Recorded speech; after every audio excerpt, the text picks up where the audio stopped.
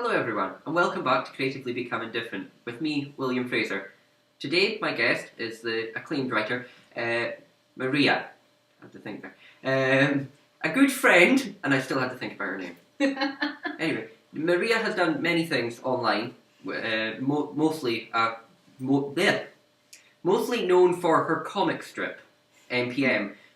Must say, not just hers, there were other writers and other professionals involved, but I'm only talking to Maria today.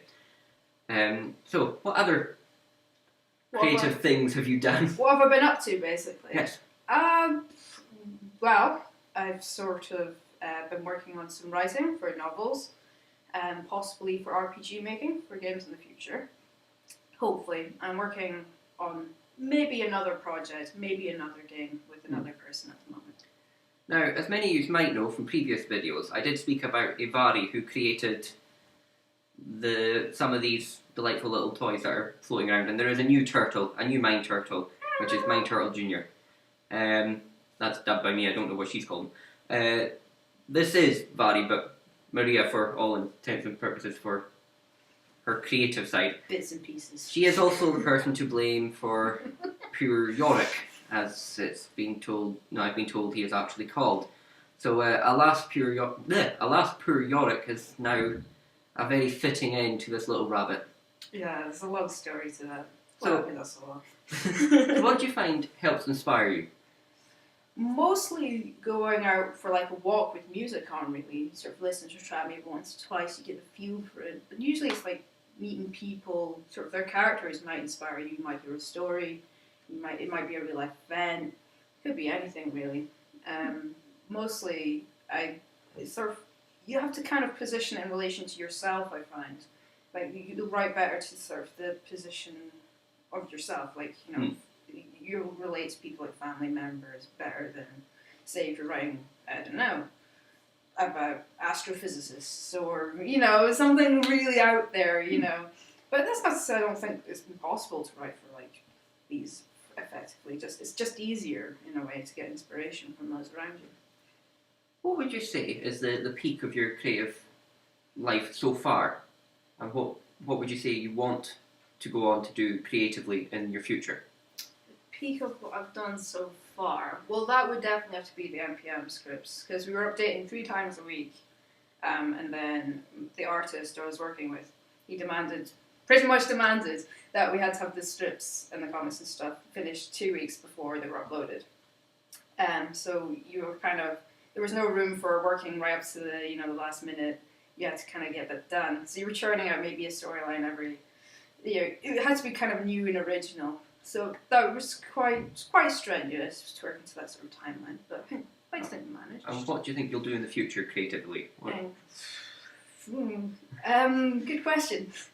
Not entirely too sure. As I say, probably working alongside other people to maybe create this game, or maybe creating a novel would be by myself, obviously.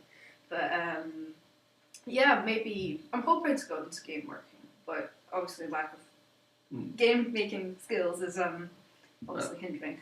Well, you could go in and do the background, the stories and whatnot. That's true. Just to clarify, NPM's link will be below, even though sadly NPM is now complete, and there is still an end that could have gone, but sadly for now NPM is done.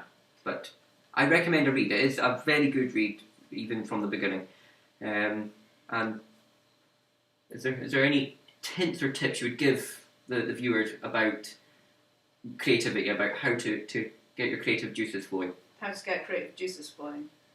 Do whatever you do best, really, to feel creative. I like the height of NPM, where I was like walking around Aberdeen, sort of walking around, like people must be looking like, what is she doing? That's just the only way I could get the creative juices flowing, as it were. But yeah, just do whatever you need to do to feel like you're, to get your brain churning, and always keep something by your bedside table, because yeah, dreams are pretty effective. You're just about to drift off. You're thinking, my character it'd be great if they could do this. And then you drift off and you think, all right, then morning comes, you forget. So yeah, always write stuff down. What would you say is your most memorable quote from any piece of work, and has it ever affected you significantly? Wasn't my quote per se. It was something that the artist put in. Just like, because before I would write it, as an artist would check it, and then draw it. And occasionally you just pop in lines, and then I would sort of go, I don't remember writing that, but he kind of. And his one was always, wouldn't it be nice to put a bow tie on life's little problems? I think it was along the lines of, and he used it on the closing of NPM, on our final blog post, and it's sort of a couple of times throughout the comic, and I think that was pretty.